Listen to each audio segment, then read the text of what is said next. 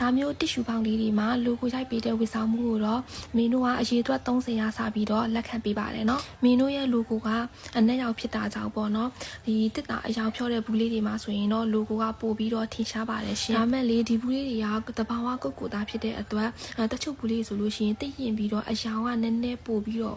မဲနေတာရင့်နေတာမျိုးရှိနိုင်တယ်ပေါ့နော်အဲ့လိုဘူးမျိုးလေးဆိုရင်တော့လူကိုကအနှဲငယ်မထင်ရှားတာမျိုးလေးဖြစ်နိုင်ပါတယ်ဒါလေးတွေကလေတဘာဝတစ်ဖြစ်တဲ့အတွက်မင်းတို့ကအယောင်ကိုတော့ရွေးချယ်လို့မရပါဘူးရှင်အဲ့တော့လေဒီလိုအယောင်ကွာခြားမှုလေးတွေရှိတယ်ပေါ့နော်အဲ့ဒါလေးကိုလည်းနားလည်လက်ခံနိုင်ပြီဆိုတော့မှဒီဝစ်ဆောင်မှုလေးကိုမှာယူပေးပါလို့မေတ္တာရက်ခံပါတယ်နော်ဒီဘူးလေးတွေရောမင်းတို့ကလက်လီစေးတစ်လုံးကို1000နဲ့ရောင်းပေးထားပါတယ်ရှင်လက်ကားစီကတော့မင်းတို့အရေးအတွက်ပေါ်မူတည်ပြီးတော့ short ပေးပါတယ်နော်စာရိုက်ခါကိုလည်းမင်းတို့အများကြီးမတင်ထားပါဘူးရှင်ထောက်ကနန်းလေးပဲတင်ထားပါတယ်နော်ဒါလေးကတော့ customer တဦးကိုမင်းရှေ့အပတ်လောက်ပို့လိုက်တဲ့ order လေးပါသူကတော့ဒီ12လမှ8လမှဘန်လေးနဲ့တွဲပြီးတော့ယူရတာပေါ့နော်ဒါလေးလည်းအများကြီးရောက်ထားလို့အားပေးလို့ရပါပြီရှင်တတ